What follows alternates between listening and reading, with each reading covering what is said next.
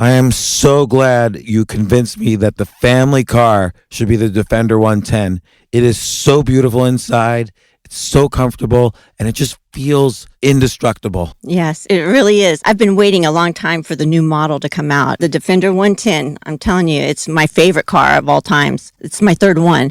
You know, I have stories of going off-road. The guy managed the group. He was like, what are you doing in this beautiful car? I'm like, I'm going off-road. He's like, are you sure? Because you can use one of ours. And then they look like Mad Max cars. I'm like, no, we're going to do this. And he was shocked. Wow. Well, it's great because the Defender has been reimagined for 21st century adventure, and its unparalleled off-road ability, as well as its robust interior, are invaluable whether you're headed towards uncharted territory or just a weekend of exploration. The Defender 110 tackles challenging surroundings with absolute confidence. The SUV conveys strength outside and in, featuring peerless technology like an intuitive driver display and an award-winning infotainment system. That's my favorite part, to keep you connected no matter where the journey takes you. Adventure is unique to everyone, and so is the Defender. Choose from the two-door Defender 90, the four-door Defender 110, or the larger Defender 130 with the ability to seat up to 8 passengers. You'll find uncompromising performance in all three. So pack up and go even further with the Defender 110. Learn more at LandRoverUSA.com/Defender. These days, we're all investors, trying to be smart with our money despite our worst impulses. But at iShares, we believe that deep down inside of every investor is a better investor. One that's just waiting to be let out. Explore iShares ETFs and insights and let your best investor out. Visit iShares.com for more information. This isn't your average business podcast, and he's not your average host. This is the James Altucher Show on the Choose Yourself Network. Today on the James Altucher Show. By the time this podcast is out, this book will be out. What if this book just doesn't do well and you get like the worst reviews and, you know, you've worked so hard on it. You know, the more you work on something, the more... Here's the thing. It's funny. I've come to peace with it because I've thought about this. Listen, I would love to hit #1 New York Times bestseller, but I'm also like, if I didn't get on the list at all, how would I feel? My ego would be hurt and I'd be sad and I'd be frustrated. But I believe like I've become so at peace with it already either way, whatever happens. It's more important to me to get the message out than to get the result. And I'm gonna put my whole life into one book, where if like as an athlete, my whole life was around being a college player, making pros. And if I didn't make it, then my life was over. This isn't my whole life, one project. And I think if it doesn't hit the list or doesn't do this, like what's the lesson? I think what's the lesson is a very important mantra. So first off, I'll just introduce you. Lewis Howes. I think this is like your third time on my podcast. I think it might be. Second or third. You've been on mine 3 times or 4 times? Something like that. So we've been on each other's podcasts. The first time I think you came on just for the hell of it. Second time was for your massive New York Times bestseller, The School of Greatness. Yeah. But I feel you're coming into your own now with this second book. I really love this book for a lot of reasons. It's called The Mask of Masculinity. You're in it. I'm in it. Thank you for mentioning that. I wasn't going to actually mention that because I didn't want to seem like I'm bragging. I'm in Lewis Howes' book on masculinity. This is going to certainly up the way people think of me. Exactly. You know, before we get into the book, I am like the least... I feel like I don't speak guy, meaning... And you address this in the book a little bit, but I'll just tell you my direct experience. I go into a bar... I even now own a bar, and everyone's just, there's TVs on with sports. I don't speak sports. And then they talk about fishing. I don't know anything about fishing. Right. I don't know anything about cars or bikes or... They talk about girls. They talk about girls. They talk about girls in a way that I don't. And we can get into that later on because that's one of your masks. And I just feel very disconnected from the concept of being like a regular guy, although of course, you know, in every other way, I'm a regular guy, but I don't know. We could talk about that in the context. But basically, I'll just kind of outline what this book is about because it's really brilliant, and then I want to talk about all the different masks of masculinity. Cool. But the basic idea is that men and women have. Men and women are different. Women have their own issues. You're dealing with specifically men here. Yes. But it's good. It's useful for both men and women to read this. Men to understand it to some extent about these masks that we all put on to give this appearance of more masculinity. Yes. And because we have this view that this is in our culture, this is what a man should be. This is how a man meets women if they're a certain way, or this is how a man creates wealth or bonds with people. This is how they're defined as masculine. This is how they're defined as men. Right. These false senses of masculinity, these masks. And it's good for women to read it as well, because you want to know, you want to be able to identify, okay, what masks do I have to go through if I really want to communicate with the man I love or the my man in father, my life? my son, my brother. Right. Yeah. What's in the way of them connecting with me or opening up or being available? And we'll go over the masks one at a time, or at least most of them. I don't want to give away the whole book. But there's two things. One's positive, one's maybe a mild criticism, but I'm curious about your answer. Why do you think it's important that men from the beginning wear a mask? What are men trying to do? What's the goal? Fit in and protect themselves. Fit in with other men? Fit in with society. Fit in and be accepted. For example, when you're, when your mom says, when you go to school today and you're in second grade or fourth grade or whatever, and say, really be kind to other kids, be open, be loving, be helpful, be generous, be a good son and do that. Really open up. And then the kid's like, okay, I'll go try that. And he sees a couple of bullies picking on a kid. He says, hey, don't talk to that guy like that. Don't talk to him or her like that. That's not nice. And then the bullies turn to you and shove you in a locker. You're going to say, maybe it doesn't feel good to be open or to be kind or be generous or compassionate. Instead, I want to be accepted. I don't want to feel this pain. So maybe I'll start to hang out with them and bully other kids as well. This is one example. We do things to fit in. So another example might be.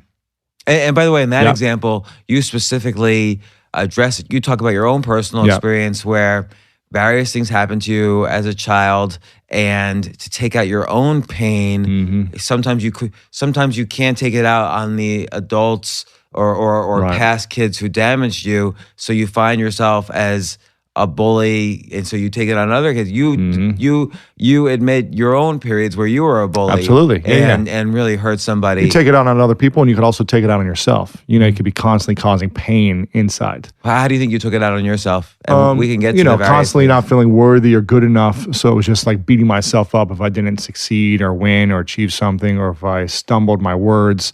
Then constantly beating myself up afterwards. But like, just to put it in perspective, I think nobody ever achieves, like, we're all trying to achieve more, but there's no real kind of pinnacle where, okay, now I did it. Because if you say like your own feelings of, not achieving or something, you're an all-star athlete in lots of ways, an Olympian athlete.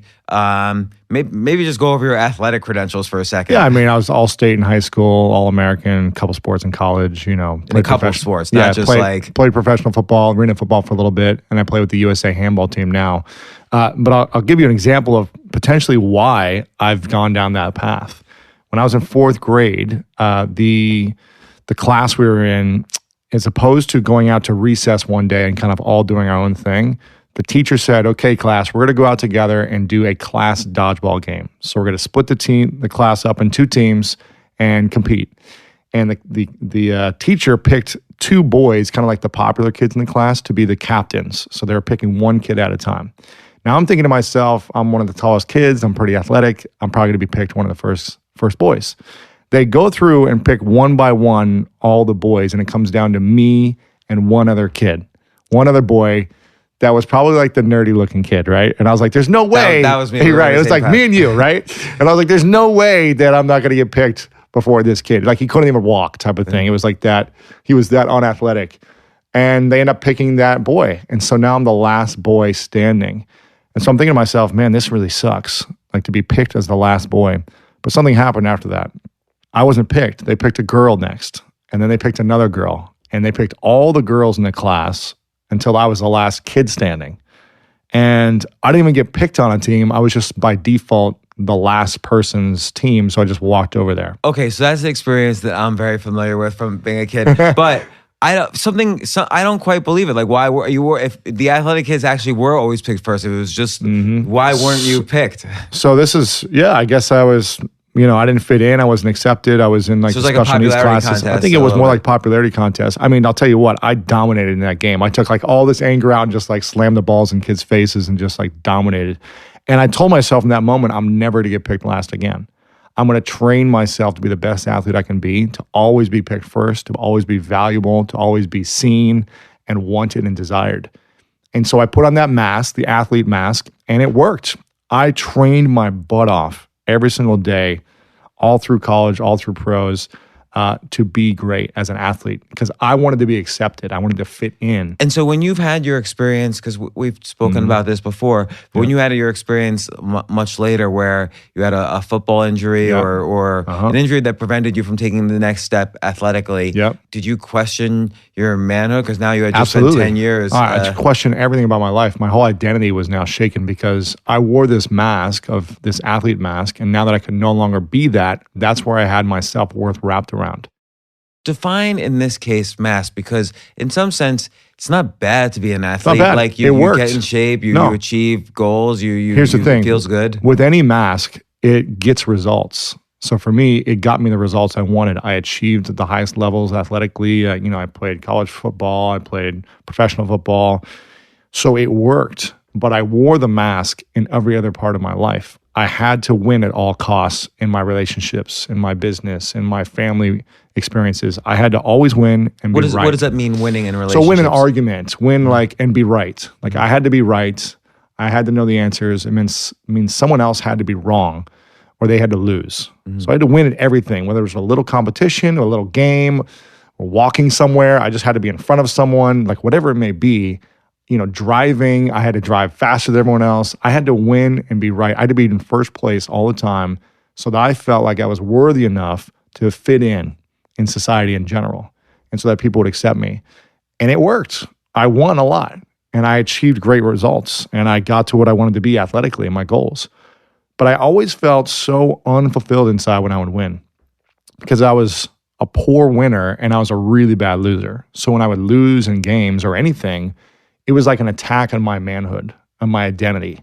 And I was like, well, if I'm not winning, then I'm not going to be accepted. I'm not going to fit in. And if I'm not right, then people think I'm stupid and they'll think I'm not masculine or man enough.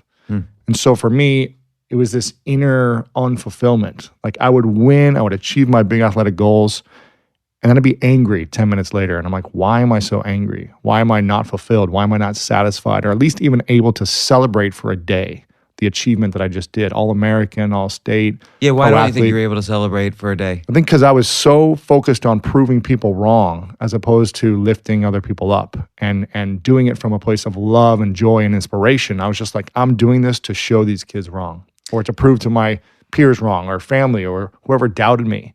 And that's the most powerful fuel that I've found, proving people wrong, kind of having that chip on your shoulder. But it never let me feel satisfied inside. So I always needed more. I needed to achieve more and more and more. And I was so lonely and just unstable from that place of creating results from proving people wrong. So with a lot of these masks, and I'll read through some of them, there's the athlete mask that you just mentioned.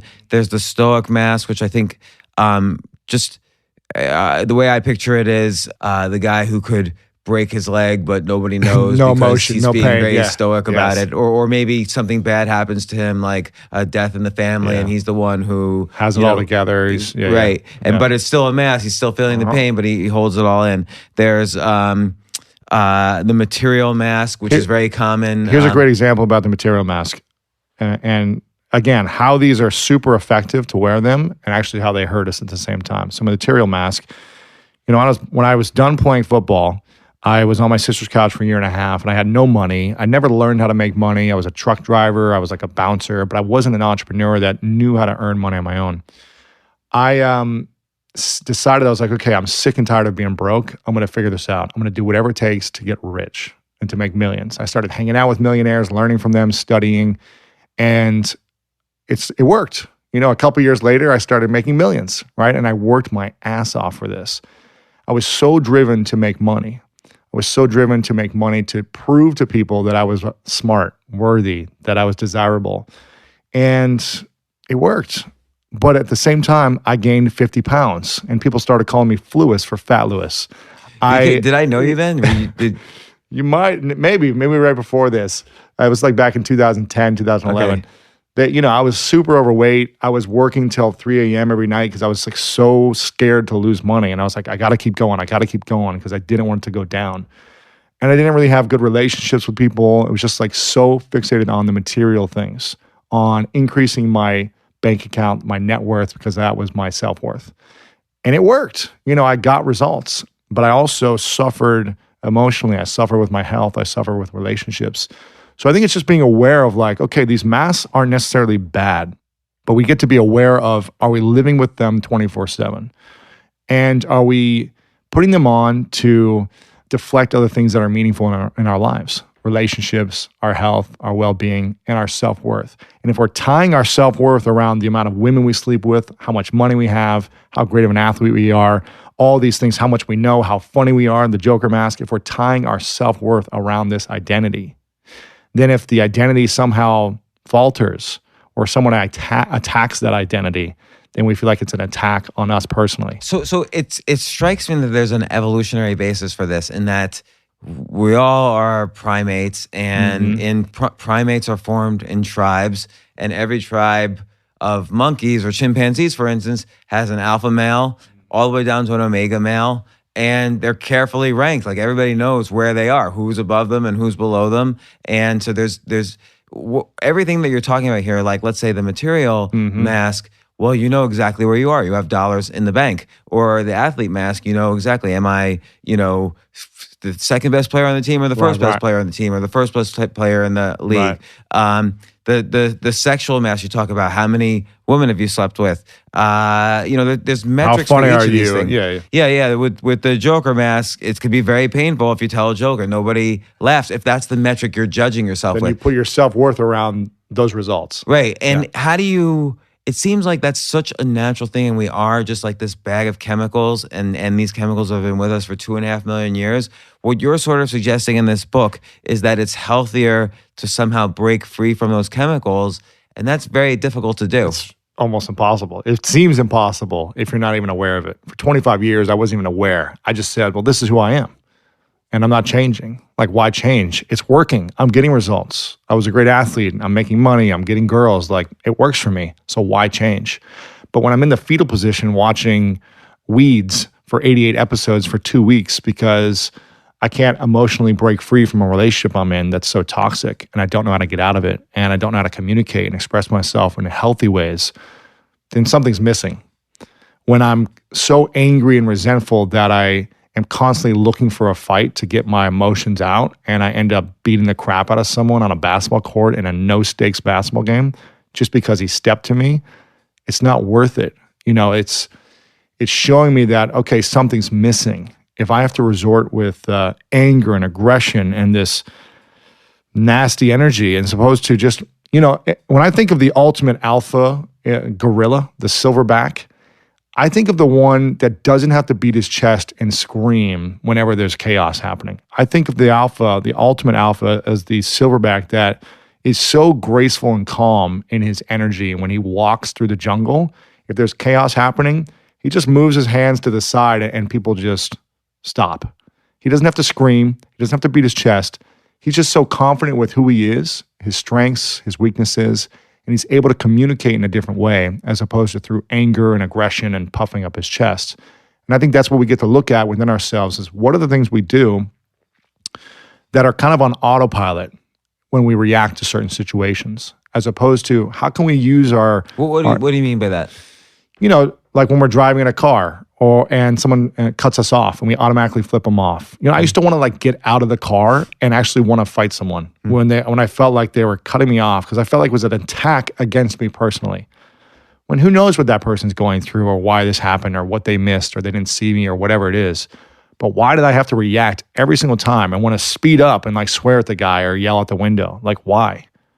Who cares? And how is that supporting me with my vision? When I put energy on something reactive that's happening in the world that I can't control, and I fixate on it, and maybe for days or weeks, I hold on to it and I talk about it, how someone cut me off or someone said this to me online or someone did whatever to me, I used to hold on to things so much, and it would take my focus away from making an impact or building my business or helping other people. So there's a couple of things here just to unpack that a little bit. Mm-hmm. One is, like you say, it might almost be impossible. Like we're always gonna, if we give up the athlete mask or the material mask, we're still gonna find the next metric by which to judge it. Define ourselves. I find that when I pull myself away from some way to judge myself, I almost instantly, without realizing it, find another way to judge maybe myself. for you it was like material, then it was the know-it-all, then it was now the Joker because you're like going into comedy every day or something. So it's like you're finding different metrics or whatever. I don't think it's bad to step into these different masks. I don't think it's wrong. What I want men to be aware of is it fully working for you, or are you suffering inside by wearing this mask? Is it helping you get results and bring inner peace and fulfillment in your life? Well, I think there's always suffering in that. I mean, let's say you fall into the material mask. Yes.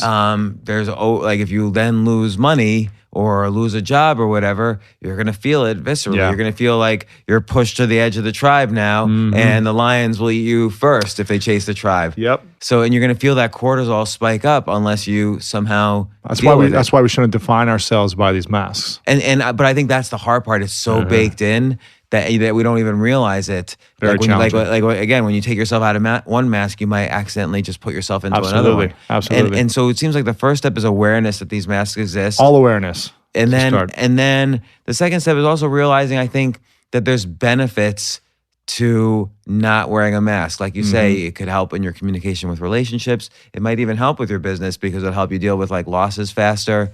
It might help with your athletics, and to say, instead of saying, okay, I want to beat up the people who just defeated my team, I want to now learn from them instead. That's it. Like, for example, the athlete mask, I was always a sore loser.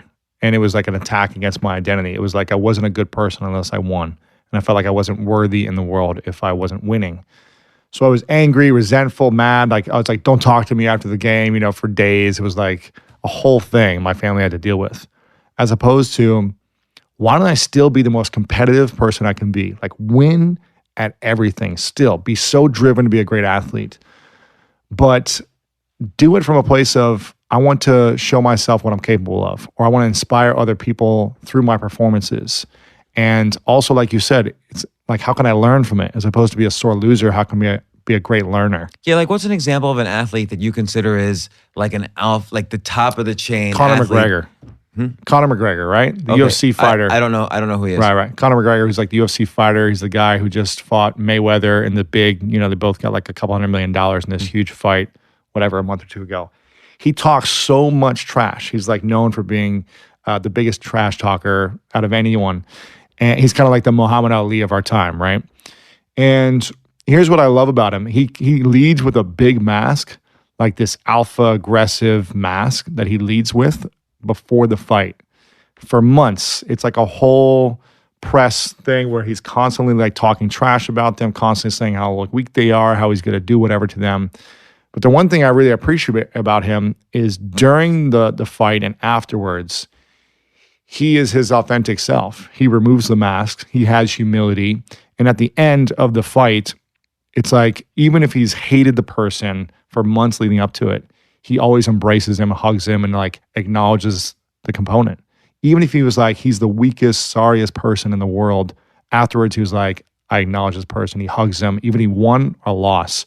And he's a great loser. He's like, you know what? This is what champions do. Sometimes they lose, and I'm going to go back and learn. As opposed to being like this sore loser. And that's pretty cool to me when you see a great athlete who's wants to learn from losing, as opposed to it's the worst day in the world to him. It's funny because it seems like when you take that next step, let's call it post-mask step. Yeah. Like you described the boy who watches the bullies get the smaller kid into the locker, and then ultimately that boy becomes a bully because he puts on that mask to fit in. But if you think about it, the post-mask version of that kid is the hero in every movie, ultimately, is the karate kid who wants the little kid who ultimately defeats the bullies. Exactly. And I think that's something to realize too, is that ultimately the hero of the story is picked on at first, and rather than just caving in and going, Luke could have gone to the dark side, but ultimately had to defeat the dark side to become the hero. You know, I think there's a great example of the material mask right now is our mutual friend Tim Sykes. Well, I'm pretty sure you know Tim, right? Yeah. Not do I know him. I hired him when he was just beginning. There you go. Yeah. There you go. Yeah, for the street, right? Isn't that it's right? like in 2006. Exactly. You know, here's a great example. I was just with Tim last week, and he admitted to this. You know, for years, he was driven to make as much money as possible, and he lived with the material mask. It was all about the cars and the houses, and still today, he shows off all the money he's making. Right, and stuff he does like that. lifestyle marketing. That's he his does lifestyle technique. marketing. But something has shifted in the last year and a half, 2 years, where he realized, like, you know, having a fifth Lamborghini does not make me happier. You know, having all this extra stuff does not make me happier. And so he started finding causes that he loved to give his money back to. And he's donated, I think, like a couple $1 million a year in the last 2 years or whatever. You and Tim both actually. We both do it. Really, we've been on trips together and done and given back to build schools. And he now has like a deeper sense of meaning and purpose in his life. And he's so much calmer and relaxed. He's not stressed about needing to make more and earn more. And when he loses money, which he does, he writes about the lesson he learned from it and he shares that. Yeah. And he's like, you know what? I'm not going to win every day. I'm not going to make money every day, but I have a purpose for the money that I'm making now. It's not just to fulfill my desires of more cars and houses. It's to live a great lifestyle and also build these schools and other things with these charities and teach. I want to educate and give back my knowledge, not just keep all the knowledge for myself so I become the richest person alive. And I think that's a cool thing. I think a lot of guys in general want to become the king of diamonds. They want to make as much money and have material things, and they realize it's fleeting. And when they start to lean into becoming the king of hearts, they make way more money and they have much more meaningful lives. That's an interesting metaphor. What made you come up with that metaphor? Someone told me this a few years ago, and I was like, that's brilliant. He's like, so many people are trying to become the king of diamonds, but if you become the king of hearts, you'll be the richest man in the world. Because I guess this relates to my other comment that I was going to make, kind of overriding over the book, is that men should still be men. Like, Absolutely. I think we live in a society where it got confused that, you know, I mean, men should still open the door for a woman. Absolutely. And, you know, so but what you're saying is, if you take out the mask of, the book's titled The Mask of Masculinity, but if you take out the mask of, you're left with masculinity. And it seems like that's the overriding point, which is that all these masks make us feel more masculine. Right. And maybe society even rewards these as masculinity. Absolutely. But the real masculinity comes when you remove these masks. I think it's just revealing who you are. And for example, you know, I lived behind the material mask, the athlete mask, I think everybody lives mask. behind all the masks a little bit. Absolutely. I've lived behind them all at some point, but you usually have a couple dominant ones. And again, I got great results. I was still like a fun-loving guy. I was still like happy and joyful, but I had certain triggers that when I was triggered, I didn't know how to emotionally communicate or express myself. And so I put the mask on stronger, and it hurt me deeper inside and it hurt other people. So I don't think that's the best way of being a man, is by hurting yourself or hurting other people by wearing the mask. I still think you should be the, you know, masculine or manly or the greatest sense of the man of the word that is for you, but continue to learn and grow and develop. How can I take off the masks that aren't supporting my vision or maybe are hurting other people in the process? So I want to go through some of these masks, and then I also want to, I want to ask you first, why'd you write this book? Because it's funny. I told a couple people, I'm reading this book. Because last week I was reading this book, and I said, I told a few people, I'm interviewing Lewis Howes next week because he wrote this book, The Mask of Masculinity. And I'll tell you, 100% of the time, this is the response I got. Oh, Lewis Howes is pretty masculine, right? It's 100% of the time. I'm like, all right already. Lewis Howes is pretty masculine. That's funny. But I'm in the book too. Yeah, you are. But why'd you decide to write this book? For a couple of reasons. One, there's so much happening in the media. Just this year alone, when you see Charlottesville, when you see the Vegas shooting, when you see the domestic abuse and violence that happens in sports teams all the time. But this is not just this year. This is like all the time. All the time. When you see the political stuff happening. Like you point out, men kill themselves at a 6-to-1 ratio over women. Exactly. When you see the sexual harassment and abuse that came out with Weinstein last couple weeks, all these things are stemming from angry men that don't know how to express themselves.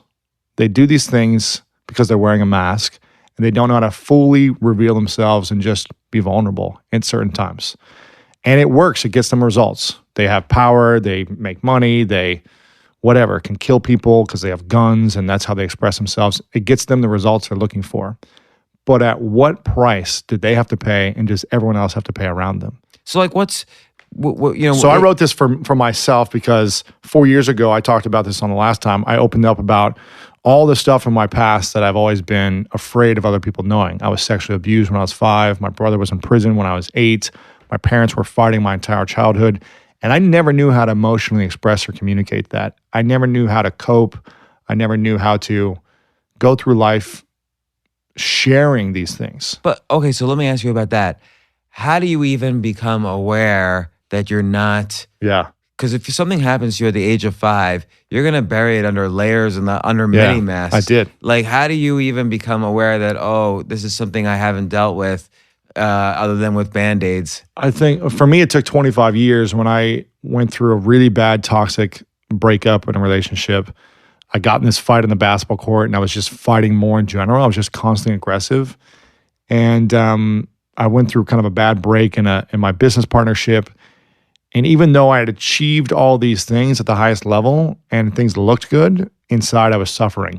And I just turned 30, and kind of all these things happen at once. And you're right, I think it takes like some type of catalyst. I think it takes like a near-death experience. I think it takes like an illness. I think it takes someone dying close to you, a divorce, a big breakup, losing a job. It takes something for you to be like, oh, let me look around my surroundings and see what's not working. Well, it's funny you say that, because if you look at all these masks, all of these masks actually will kill you. Yeah. So for instance, the stoic mask, again, I'll take the example of someone who has some pain, doesn't want to go to the doctor because he's stoic, and then it's a heart attack 6 waiting to months happen. too late, he realizes he has cancer or heart disease or whatever, and dies. Or the sexual mask, someone who's just racking up numbers of women. And that gets an STD. And that could kill you. The invincible mask, obviously, could kill you. if you're jumping off planes every day because you think you're not going to get injured, and then it doesn't open up and you're dead. I feel like only male skydivers die. Like, I've never heard of a female skydiver. I'm sure it's happened, but I've never heard of a female skydiver dying. Whereas you see in the news all the time, oh, this guy had a skydiving accident and is paralyzed now, or whatever. Yeah. I mean, the Joker mask we talk about, I'm not sure if you checked out this section, but Robin the whole Williams. book. What do you mean check out this section? Robin Williams is a great example. You know, one of the greatest comedians of all time, right? Who took his own life. And I can only imagine that, again, every probably interaction he had, people were expecting him to make them laugh, to like perform, to give a joke, to like constantly make them laugh. And I can only imagine like who he really was probably the character in Good Will Hunting, which was the greatest performance he gave out of all of his performances, in my opinion. The moments when he was tender, when he was loving, when he was compassionate, considerate, thoughtful, I can only imagine that's how he wanted to be a lot in his life. But he's probably never able to, because people wanted to accept him for being the funny guy. And so when he would open up, I bet they were like, where's the funny guy? You know, where's the guy that makes us laugh? And so he just wanted to fit in. I mean, it's interesting, like using him as an example, but a lot of comedians come from horrible backgrounds and are currently depressed. And often one theory of comedy is a way of taking pain and converting it through comedy into a safe way to make art. But the comedian themselves who does this process is often in great pain. Mm-hmm. And, with Robin Williams, was so talented, but to be on all the time, like you say, he had to dabble in drugs. He had to cope somehow, right? He was a serious addict for a long time. I remember being on a plane with him one time, and it was a Virgin flight from, I believe, LA back to New York, or it might have been New York to LA. And he was sitting right there in the front row, and I was like, oh, shoot, that's Robin Williams. I was like, wow. And there was a woman sitting next to him that he didn't know. I could tell it was just like another passenger. And already he was like doing like a whole performance for her and like telling stories and stuff like that. And I'm like, this guy probably never can shut off, because everyone wants to ask him a question or say something about Mrs. Doubtfire or the genie or whatever it is. It's like, when does he get to just drop his mask and be vulnerable and just be himself? Whether that's vulnerable or just like chill, it doesn't have to be like constantly crying or vulnerable and open, but how can you just fully be who you want to be at all times? and feel accepted for that. That's the challenge. Most of us don't feel like we'll be accepted or people will still like us or love us if we're not producing one of these masks, if we're not fitting in the way that they want us to fit in. And that starts from early childhood. You know, when I was picked last on a sports game, I was like, okay, in order to fit in with this class, I need to be a better athlete. I need to fit in. You need to be picked first. I need to be picked first. You know, if a kid is bullied, he's like, okay, I need to get bigger. I need to become, you know, a bully so that I fit in with these other bullies and that I don't get picked on. Whatever it is, you know, when I was constantly felt stupid in school, I was like, okay, I need to learn something. I need to become more desirable sexually so women will still like me, even though I can't even stand in front of the class and read aloud what's in the pages of a book because I just wasn't able to see it and read it out loud. You know, it's like, again, if you're undesirable and you can't get a girl, you might put the Joker mask on and say, well, at least I'm going to get everyone to like me and laugh with me. Or like when Jim Norton came on my podcast, and he's a great comedian, he said that for him, you know, we grew up together and he was kind of a small kid. He said for him, comedy was a way to fight the bullies because a bully did not want to be made fun of. Ooh, and so he developed his sense of humor, which is now one of the best in the world. Yeah. He developed a sense of humor as a way to fight the bullies. Right, exactly. So again, we do all these things to feel like we're fitting in, to feel like we're more accepted, to feel like we're not going to get picked on, we're not going to get bullied, and we're going to get results. And it works for us. Describe the alpha mask, because I think that's the only one that's not like immediately self-explanatory. Yeah, I mean, the alpha is kind of like, you know, in a sense, the aggressive and the alpha can kind of go hand in hand, but the alpha is really the guy who can never, he's always got to win and be right in every instance. He's the guy who's in a bar, if there's a fight, he's got to jump in and like act like he can take the whole world on. He's the one who just always is puffing up the chest, always is peacocking, and can never drop his guard in that sense. He's got to be like the silverback gorilla who's unable to just have graceful energy, but the one who's always got to scream and shout and act like he's the biggest, baddest wolf. That's the one that's usually the most scared. So I mean, you've described some instances of vulnerability where you kind of covered it up with these masks that you talk about. Where have you seen yourself on the bad side of this? Like, I'll say one side's the vulnerable side, one side's the bad side, just to simplify. Yeah. Before you wrote this book, and maybe something that triggered writing this book, where you feel you might have been on the abusive side of these masks? I think the aggressive mask, definitely, because again, I looked like I was always like a loving, happy guy, but if someone said something the wrong way to me, it was like a trigger that I couldn't control, that I just wanted to beat them up. I wanted to fight. I wanted to defend myself. It was online. I just wanted to like, you know, text back and like constantly defend myself. If it was in person, I had to like literally puff my chest up and get aggressive and kind of like, put my authority over the person to try to get them to back down, to show them that I was worthy or big enough or strong enough, and I wasn't going to get stepped to. So the aggressive mask was one. The sexual mask, you know, there's times where I've been single where I've just, I've said, you know what, I don't want to be in a relationship. I just want to like have as much fun as possible. I get scared of like true intimacy, of like being with one person. So that's a fear that's always been a constant. How would you handle rejection then? Let's say you were at a party. When I was younger, it was really bad when I was like in high school because I wasn't getting like all these girls. I wasn't like, I never got the attention. So now it's challenging for me because I do get a lot more attention with women, and it's like, oh, these options look amazing. This looks great. I never got that early on. So I was really scared to lose it. So when I was with a girl or was dating a girl, if she was no longer interested, it ruined me for months. It wrecked me emotionally because I was like, I'm not worthy. I'm not good enough. And so I started doing things to overcome all my fears. I can't remember if I told you this last time, but when I was in high school, summer one year, I was just so terrified of girls that I said, I no longer want to feel this. So from junior year going to senior year, you turned gay. I turned gay, exactly, yes. I said to myself, I gave myself a challenge. I said, every time I see a girl I like, I'm going to go up to her and say hi. Anytime I get that like feeling of butterflies, I'm going to go up and talk to her. It was terrifying. I did this all summer long.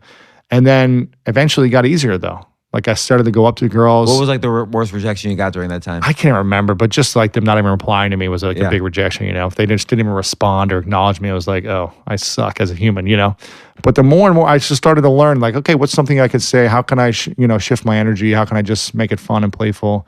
And girls started to respond. And I started getting phone numbers and I started going on dates. And I was like, wow, this isn't that scary after all. If they reject me, it's not the end of the world. And that was a powerful lesson for me, just to like constantly try to become a better person of like overcoming the fears. And I did that with everything in public speaking when I was afraid of like speaking in class all the time because I couldn't read aloud. So I went to Toastmasters for a year every single week. I pretty much did what you did for public speaking. Every single week I was dedicated to mastering this craft and just overcoming my fear. And it made me a more confident human being in general. And it allowed me to kind of overcome some of these masks, but also pick up new masks because I used these other things to get what I wanted, to act like I was smarter or better than. So it's like a constant battle of like being aware of how am I showing up? Is this mask working at all levels? And really what it comes down to when I think of what it means to be a man and masculine, I think of it to live in service. The man who finds a way to live in service to himself, his dreams, his needs, and everyone else around him. And So let's unpack that in the sense that, let's say, I'll say a couple of masks here that have probably ruined good decades of my life, which is the material mask, where I felt like if I didn't have money, nobody else would value me, so I wouldn't value me. And when you lost all your money, you were like in deep, dark depression. Yeah, it was horrible. It was the worst. And look, there's some reason to be in depression when you lose all your money because, if you have a family to raise, you're going to be depressed. But it was even worse than that for me because I really thought when I had a lot of money, I really attributed my self-worth to my net worth and I saw people treated me better. And so I figured they only treated me better because I was the kind of guy who could make a lot of money rather than because I had a lot of money. And so I just attributed all of my self-worth to my net worth. Yeah, but we don't want to live that way when people become our friends because we have money. Well, that's why I would justify it. I would say it was not because I had money, but it was because I was the kind of person, I was a genius for having a lot of money. So I was the kind of person who could get a lot of money. So I would switch from the material mask to the know-it-all mask. Yep. And then when I lost money, I lost both masks. Really? So you're like, oh, I don't know it anymore. Yeah, maybe I'm not now smart I'm an anymore. idiot and I don't have money. Right. And so, because I had them the same. Exactly. And it probably didn't feel good. I felt like You I probably wanted to gonna kill die. myself. Exactly. That's why it's 6-1 men over. But by the way, all of the like we said earlier, all of these masks will kill you. Yep. So that was certainly one of them. And, and also a little bit of having money is you think you're invincible. You think if you make money in one area, you can make money in any area. And I learned very quickly that was not true at all. You made a big investment somewhere and you're like, oh, that didn't make me anything. I lost it all. Yeah. And I thought like, how could I lose? I thought I was a know-it-all. I thought I was a material, like I knew everything about money. How could I do this? So then I would suddenly 3 masks would destroy me. And it was hard. I really felt really bad. I mean, then I got divorced, so all my masks were coming off at the same time. Yeah. I never had the athlete mask. Right. So although you have the chess athlete mask. That's the thing. So at one point I figured, okay, I'm not going to be an athlete, but I'll be the best chess player out there. So I was in New Jersey. I was the highest ranking young player and the high school champion of the state. And if I would ever even lose a game, I couldn't go to school the next day. See? So you did have the athlete mask. Yeah, I guess that's the athlete. You did have it. Well, chess is not quite a sport, but yeah. It's all right. You had the same mindset as an athlete. Yeah. You had to win at all costs, and you were a sore loser. Yeah, definitely a sore loser. And that hurts your relationships in your life. Yeah, I mean, there was one time I lost a game. I literally just threw my hands across the table, threw all the pieces to the floor, and just walked out of the tournament. So, and everybody was laughing also. Yeah, so it was horrible. That's a mask, When we do that, it shows us that we're not able to emotionally express ourselves in a healthier way. But then what happens is you think you get over a mask, and it feels like, oh, great. Like now if I play a game of chess, I don't really care if I win or lose. Yeah, I want to play the best game I could possibly play. And then I think to myself, did I get over that sort of mask, or have I just switched it to something else? Right. So now, for instance, if I am doing stand-up comedy, I go up on stage and nobody laughs, which is whether you do it 1 year or 20 years, that's always going to happen. I feel really, really horrible. Right. Whereas I might not have always felt that horrible about, not making people. I've always been funny, but now I'm doing it kind of in this, skill-minded way. I really want to be number one. So here's the thing: if we can take that, as opposed to feeling horrible inside, as opposed to like saying that mask is on our face and it's a part of us. If no one laughs at my jokes, instead of saying, "Oh, they don't think I'm good enough," what you could do is take that mask to the side and say, "They don't think that mask is good enough right now." So it's not actually you; it's like something separate that's on the side. And it's something more objective over here that you can be like, okay, it's just a thing. What can I learn from this thing? How did I not show up in a way that made it work today? And how can I apply it differently tomorrow? It's not who I am. It's what the mask is right now. And if we can do that, then the mask is infused to us and it doesn't become a part of us. When someone makes fun of us, or we don't get results, or they don't laugh at our jokes, whatever it is, or the girl says no to us, we don't have to take this personal attack on us. It's an attack on our mask, which is essentially our ego. And when we can separate that, we can still say, well, I still am healthy. I still have great friends. I still have this relationship or this going for me. And I'm compassionate, giving, loving person. I think it's hard though. So hard. It's an interruption, right? It's hard. It's an interruption to a thought pattern that you get addicted to. It's extremely hard. Let's stop to take a quick break. We'll be right back.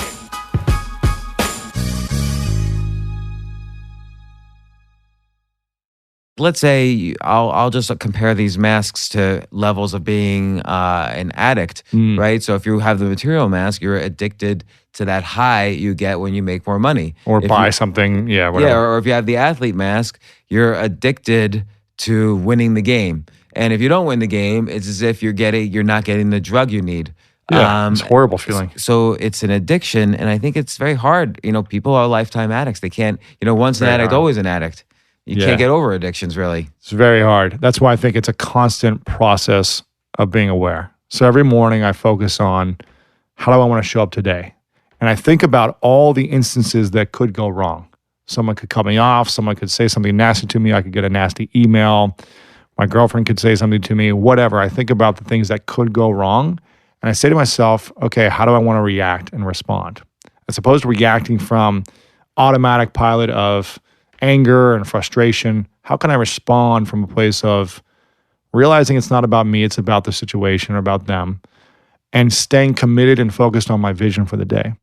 So as an example, this book, as we're talking, this book is going to come out in a week. By the time this podcast is out, this book will be out. What if this book just doesn't do well and you get like the worst reviews and, you've worked so hard on it. The more you work on something, the more... Here's the thing. It's funny. I've come to peace with it because I've thought about this. I would love to hit #1 New York Times bestseller, but I'm also like, if I didn't get on the list at all, how would I feel?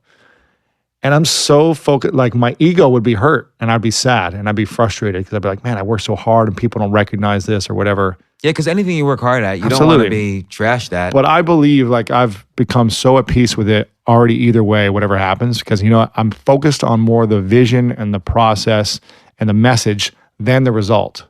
Because I'm not defining the results anymore based on my self-worth. Like if I don't hit the New York Times list, it's okay. Like I've already hit it once. Like it's not the end of the world. And I'm so focused on giving the message to people to help them heal or help them overcome things that they've been held back with for so long, that it's more important to me to get the message out than to get the result. So to some extent you can say, and this is, I'm just restating what you just said, but to some extent you could say, look, I did the best I could do in the process. That's it. Like I wrote a good book. It's a great book. But I can't control the outcome. Yep. But you're also diversifying the possible outcome. So one outcome is a billion people like it and it hits the New York Times, #1 on the New York Times bestseller list, and that's great. But another outcome is... But if no one reads it at the same time, it's like, well, then it doesn't help anyone. So it's like, if I get all these sales, but people don't read the first 3 pages, then it's like, well, what's the point? But you did well in the process, and so that helps you determine that you gave yourself the greatest chance for somebody to read it. I feel great about the process. I know I gave it my all with the process of the book. I know I'm giving my all right now in terms of launching it. So And you have other outcomes, which is that, look, you're going to have your businesses, you throw Exactly. conferences, you empower people, you have an email list, Yeah. you have people who follow you. So you know you did the best service for them, the people who already have signed up for you, and maybe more people will sign up for you as a result. Exactly. And so it's almost like you can diversify outcomes. Exactly. And that's a good way to sort of where this particular success book mask, Exactly. and is by diversifying the outcomes of how you define success for this. And I'm gonna put my whole life into one book. Where if like as an athlete, my whole life was around being a college player, making pros, and if I didn't make it, then my life was over. This isn't my whole life, one project, and I think diversification is really important. it helps. Yeah, I've got other things I'm working on that are amazing and fun and fulfilling. So it's like, okay, what's the lesson? If it doesn't hit the list or doesn't do this, like what's the lesson? Just like Conor McGregor, if he loses a big fight, what's the lesson? And I gave it my all, and this is what champions do. Sometimes they fall, and it's time to get back up. And then I think that's how I'll approach it. I think what's the lesson is a very important almost mantra. Like if something is not going the way you think, let's say an argument is not going the way you think, I think even asking what's the lesson here, like what am I not hearing? You talk about I forget which story you tell. And by the way, the book's very well written in the sense that you interweave your own story with these stories of very interesting people. One of them says, we're given 2 ears and a mouth, and that's the proportion by which we should listen. Mike Rowe. Mike Rowe, who's got a very successful podcast, very successful show, Dirty Jobs. So it seems like you were talking about, arguments before and how you had to win those. Always. Maybe one way is to always take a step back and say, what am I not hearing here? What am I not listening to during an argument? And this is, again, a couple like simple takeaways would be in the beginning of your day, think about how you want to show up and think about how do you want to respond in situations that don't go your way versus reacting in a negative way. And just try to prepare yourself. You're not going to be perfect, and I'm not perfect. Even last week, I got super pissed. I wanted to scream and yell at the airport because I missed my flight, and I wanted to scream at the customer support person. Why'd you miss your flight? It's a whole other story. I didn't want to go into that right now. I was actually there on time, and I forgot my ID. So I had to go through a whole process of getting on the phone with TSA and all this other stuff, and they had to pretty much strip me down naked, and it was a whole thing. And the TSA person was like, "Don't worry, you're going to make it. The gate's right there."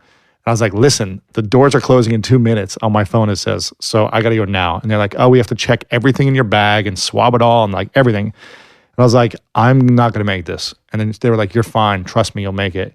I'm thinking to myself, man, I've never missed a flight and I don't think I'm going to make this one. Could they have held the plane? No. I asked them, I go, can you call? Can you do this? They're like, it's going to be fine. The gate's right there. You'll be good. You got time. I go, all right. And so I'm sprinting with my bag and shoes in my hand when I'm done. And the gate just closed right before I got there. The plane is sitting there. I had to be there for this speech I was giving. And I'm talking to the customer support. I'm like, is there any way you can open this door? They're like, no, there's no way. I'm like, the plane is still there. And for the next 25 minutes, it's still there. And I'm like, I want to scream at her. I wanted to kick a trash can over, punch a wall, and go into my automatic response of aggressiveness. This was a couple weeks ago. And I just am fuming. And I don't say anything to her because I'm like, I don't want to make a scene right now. And I go, how fitting is this that I'm writing about masculine vulnerability and I'm about to make a big scene and just rage and be angry. And it's almost like writing this book gives you an excuse to not do that. It's holding me accountable. And listen, I'm still going to make mistakes. I still wasn't perfect in that conversation with her. I was kind of passive aggressive. And I was like, is there any, I wasn't perfect. I wasn't graceful, but I didn't punch a wall. I didn't kick a trash can, which I was literally looking at, thinking of kicking this trash can and making a huge scene of being an angry customer. When really it's my responsibility. I shouldn't have forgot my ID. So define graceful. I think someone who can have a calm conversation as opposed to someone who just reacts from anger. Mm. So graceful is someone who can be like, oh man, this really sucks, but what can we do about this? Is there any other options where I can get on the next flight? Is there anything I can do? Is there anything you can do for me? I'm in a tough spot. As opposed to, what the fuck? Screaming, which is what I wanted to do. So again, it was wow, how fitting is this? And I'm going to continue to make mistakes. I'm going to continue to wear these masks for the rest of my life. My goal is to have them on less and less and to be mindful of them when I do want to react in situations. And, a girl wants to, if I'm, in a relationship and a girl wants to sleep with me, I'm not just like drawn to it right away. I'm like, okay, I appreciate the offer, but I'm in a committed relationship. I'm not just going to keep living with the sexual mask. Something in my business. There are a lot of opportunities that have come to me, like with you right now, that are amazing money-making opportunities, but they take me away from my vision and my purpose. And I'm like, what? What's an example? Just like working on different products or courses or speaking at different events that I just don't care about. That'll take me like a week away from something where it's like, it's a good money-making opportunity, but is it really going to fill me up emotionally, spiritually? Is it going to make me feel like I'm making an impact? By the or way, am I just doing it for the money? I think that's super important. I think when you could say no to money because of a bigger vision and purpose, that's really powerful. Yeah, and if I just kept doing things to make money, I'd be like, why am I doing all this for? It wouldn't be as fulfilling. And I lived that way for a number of years where I was just like, I got to do more of these trainings, I got to do more of this, I got to go to every event and make more money. And I would do it in the middle of the night. I wouldn't sleep. And I realized like, it's not helping the rest of my health and my relationships if I focus on these things that aren't meaningful, or if I don't give myself a cutoff time of when to stop working, whatever it may be. You have to rebuild your energy. We only live one life. Man. Yeah, if like sleep. People work so hard and they get so stressed, and then they just die. And then they have cancer, and they have heart attacks, and they 100 pounds overweight. It's clearly linked to all these things. Like heart attacks are clearly linked to where your mind is at. Exactly. No one ever says, "Oh, I had a heart attack because my left ventricle was clogged." No, they say I got a heart attack because my job was stressful, or I was in the middle of this argument. My relationship was horrible, and I couldn't get out, and I did not express myself, and I was constantly overwhelmed. Attacked. Yes. And this is why you look better than ever. Since I've known you, you're like the healthiest. Your skin is the clearest. You have the most energy. Yeah, you're about to be 50 years old. I'm going to be 50 years old in what day is today? I'm going to be 50 years old 3 months from today. Wow. So, but it feels like you've been very aware over the last few years. Your journey, you've been so self-aware of the things that you've been doing that have worked and haven't worked. And you've been more mindful about stuff. You got rid of all your material possessions and said, I'm going to live with like 12 things on my body for the rest of however long until you want to get more things. And you've eliminated these things, these masks that didn't serve you. And it's almost like this freedom that started showing up in your life, this sense of weight off your shoulders, because you used to have this like look about you with the world on your shoulders. Now you're just so light looking. Well, let me ask you this, because obviously since on pages 183 through 186 is that what you are? Is all James Altucher. So why did you decide to include me in your book? Well, his name is James Altucher. I know someone who's been in the thick of it, and he's messed up a lot. Well, as I was writing it, I was trying to think of examples of men in my life that could kind of fit in with one of these masks, who is a good representation of these masks. And, for example, the sexual mask was like Tucker Max and Neil Strauss. And by the way, this entire book is like a list of my biographies of all my friends. Exactly. Even in the paragraph where you mentioned, right above you mentioned me, I love Cheryl Strayed. So yeah, exactly. She's great. On the material mask, I talk about Ty Lopez, right? I'm talking about... I've been to his house as well. Exactly, yeah. And again, it's not trying to make men wrong. I'm not trying to make any man wrong in this book, because in every chapter you see me talking about how I've lived with the mask as well, and like my worst cases. But it's just kind of examples of like, okay, here are men who have led with these masks and they got amazing results. Like it works. But here's how they struggle at the same time. But this is actually not from an ego point of view. I do want to hear why you included me specifically in the know-it-all mask, because then I have a question about it. Sure. I think for me, you're just like a brilliant guy who always knew how to build up businesses. You had the answers. You were smart in chess. You read a ton of books. You just had a lot of information. And people always looked at you as very smart. That's one of the examples, yeah. I didn't think you were like ever put people down for like knowing it all. That wasn't part of the example, but you were an example that I knew personally, that I was like, this is a guy that has a lot of the answers, is brilliant, is looked at as very smart. And then what you point out, my failures, because I failed at all these things, and then I was open about them. Yes. And that's how this removal of the mask. Yeah. But then I would say, and of course, by removing that mask, a lot of people who related to that, were drawn to my writing, and I got your vulnerabilities made you so relatable, and people started to trust you more. So when you open up and say, well, actually, I don't know it all, which is what you do every week on Facebook, which is why you're one of the best writers in my mind on Facebook. It's like, man, people like you more. They trust you more. They want to buy from you more. They want to be around you because they're like, here's a person who has great results, but he's still sharing the lessons he learned from the things he didn't know. Right. And that is a powerful example. I think, though, that became also an addiction for me. So yes, sharing my vulnerabilities. Constantly being vulnerable. Yeah, I kind of almost put on this self-deprecating mask. True. So if I didn't write like another self-deprecating story about myself every day, I felt like I would disappear. Like people would stop valuing my writing. And that's so an I went from one too. addiction to another addiction. And I think there's a balance. I think it's a balance. I think I'm better at that one now, yeah. But then I might fall into other addictions. Like it's very hard. Because listen, when I opened up 4 years ago about being sexually abused and did this podcast and this post, like I got hundreds and hundreds of emails. It was the most downloaded episode I'd done. And it was like, wow, when I open up for the first time about something that I'm scared of, people like acknowledge you and they like tell you how courageous and brave you are. And they email you and all this stuff happens. And, you know, you want to keep doing that. You want to keep getting that acceptance, that fitting in feeling. And I think it's a balance. It's like every day we can't just like cry about like how we're scared or vulnerable or whatever is happening with us, because then it's not real either. It doesn't feel real. So how did you overcome that at that point when you saw like, oh my gosh, I just did something I didn't do. It got rewarded enormously. I think I was so scared still to talk about it. Like for me, it wasn't still comfortable to talk about it on a consistent basis, that every anniversary of that podcast, I would kind of repost it on Facebook when I saw that like that came out on Facebook or whatever.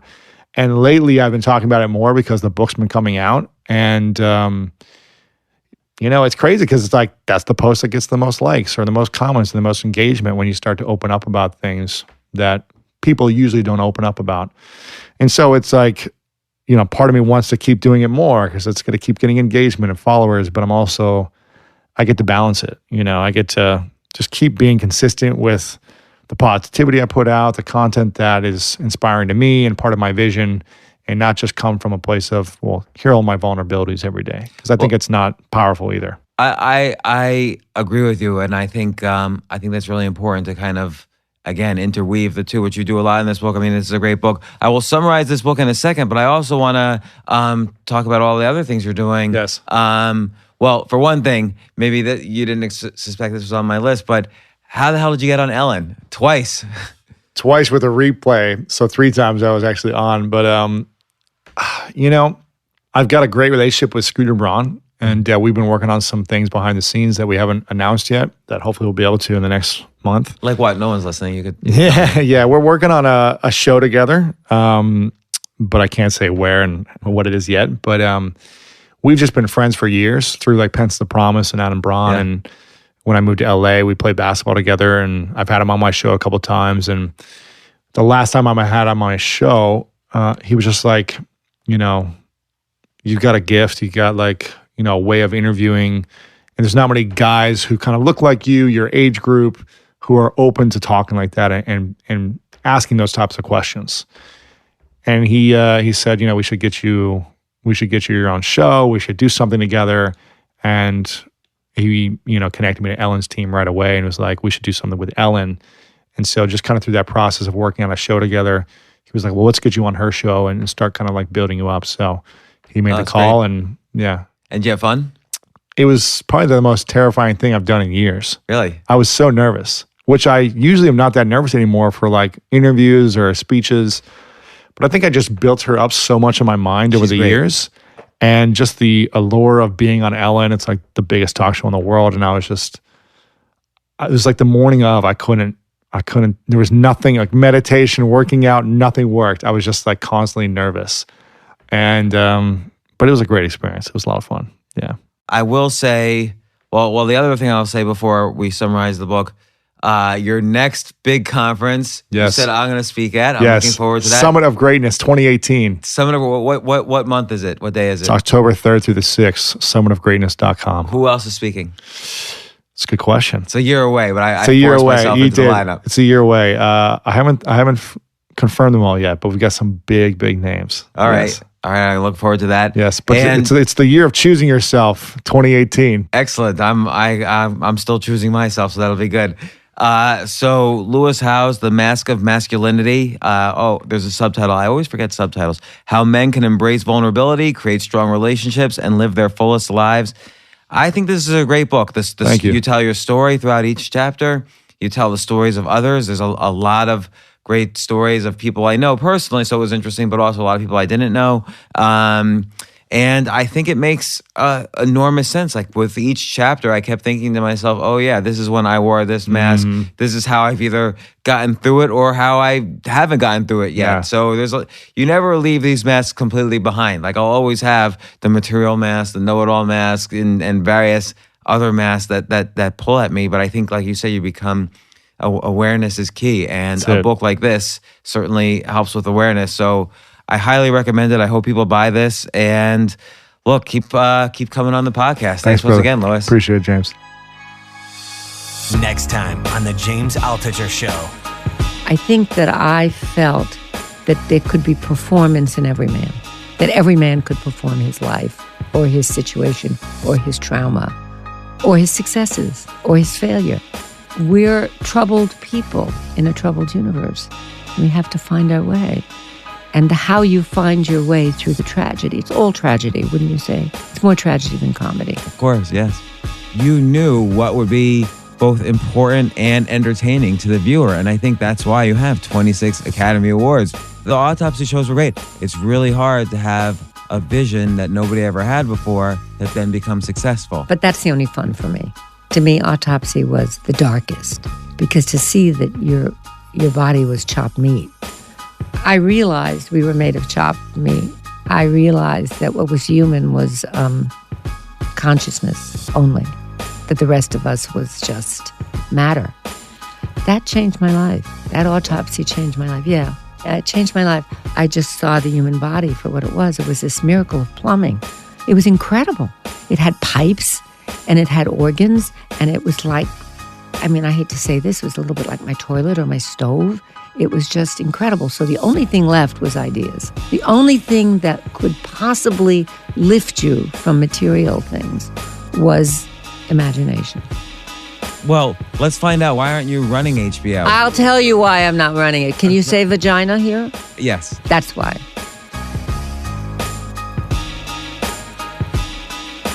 It's almost like these things came out of nowhere. Cryptocurrencies like Bitcoin and Ethereum. A few years ago, they were pennies, and now Bitcoin is over $4,000 a coin. I call these currencies choose-yourself currencies because they don't depend on any institution, any government, any bank to function. And they're just simply exploding in price right now. It's unbelievable. Some have jumped as high as 3,000%, 21,000%, and even a rare 81,000%.